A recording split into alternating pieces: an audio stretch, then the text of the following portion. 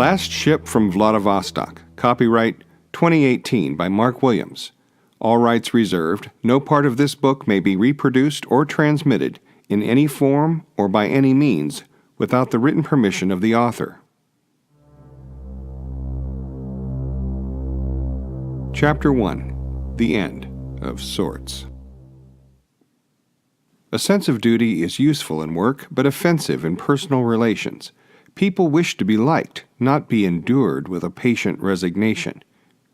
Bertrand Russell. The cell was not getting any bigger. Giles had been locked away for a second day. Plates of food, mostly rice and some fish, shoved through the porthole on the bottom of the door. Also, a bucket of water and a bucket for waste was exchanged during the morning. He had a single rubber mat and a single blanket to keep him warm. It didn't work well. Winter was coming on, and in Russia, specifically this place, Vladivostok, it meant bitter cold. He sat in the corner with his legs tucked up under him, trying to retain what warmth his body produced, while trying to find that happy place in the deep recesses of his own mind, like he did in training, for moments like this.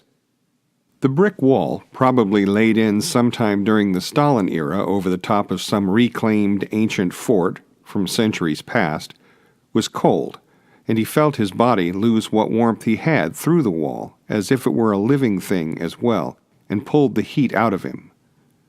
There was a single light bulb over his head, but it had burned out on the second day. He was in almost total darkness for most of the time, causing him to lose track of whether it was night or day. The state police had found him at the hotel. At least he thought it was the state police, probably the KGB's new and improved offspring, the FSB, or the SVR. Giles couldn't remember what the acronym stood for, just like KGB. Useless waste of brain storage space. It was the Greek who gave him up, it must have been. It could have been the woman in Bucharest, or the child who was a man pretending to be a woman, but was definitely a man, although he wasn't sure. Or maybe he really was a she. It was always hard to tell with those Europeans who used to be part of the Eastern Bloc. Their gene line just didn't seem to follow normal protocols, he thought, trying to distract himself from the state of affairs he was in.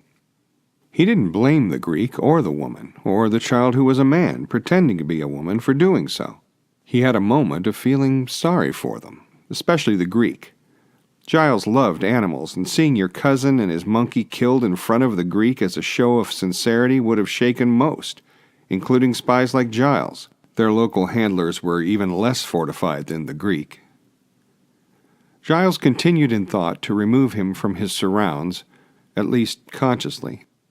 The Greek, seeing the cousin and monkey painted on the walls, well, confession came quickly after, Giles surmised, resulting in him meeting what seemed like a large part of the Russian secret police or the alphabet soup of government operatives. His captors were standing outside the hotel with their new Makarov M442s, from what he could see from returning from the meeting with the last contact just before the agents covered his head with a hood. He didn't get a good look at the weapon stuck in his ear, but the one against his forehead, yeah, it was the Makarov. Luckily, after getting the files, he'd been able to uplink to SAT-56 the night before. There was nothing in the hotel room where he was staying to give him up, just the Greek and whatever was in his brain. In Russia, probable cause was just a rumor. Only a thought was needed to whisk him away to the cell he now called home. His government wouldn't even admit they knew him. He knew they couldn't. All he had was his passport and his cover story of being a dental tool sales rep out of Nebraska who really dabbled in the import-export business. He used the dental cover as well as the import-export buyer for the rich and famous. He was sure they were working on pinching the nubbin on that angle. Most nubbins were pinched on import-exporters nowadays. Most people did their own importing and exporting all online, and sometimes including free shipping if you were a Prime member, and most of the rich and famous were. Nope, he was in a fix. He'd been in bad spots before, but he couldn't remember one this bad, unless he counted the time in Buenos Aires when the rascal the Nubian almost cut his throat for the blueprints he was stealing. Nubians had no sense of humor. Nope, this might not end well. He was shaking from the cold. He had explored his room. The walls were from an ancient fort which used to guard the Russian mainland from the invading hordes. Stalin or someone from that era came and put the communist look to it, modernizing it with electricity and running water, except the cells. It was still like something out of a Dickens novel as far as the cells were concerned. He hadn't seen much of the place. The guards had kept the hood on him until they had locked him in his cell. The walls, feet thick in places, would muffle any screams. The door was solid steel, and since he didn't have any Cernex explosive, he wasn't going out that way. The only options he could imagine were an unlikely release, or being carried out in a bag. He was sensing a moment of hopelessness, a feeling he never had much use for.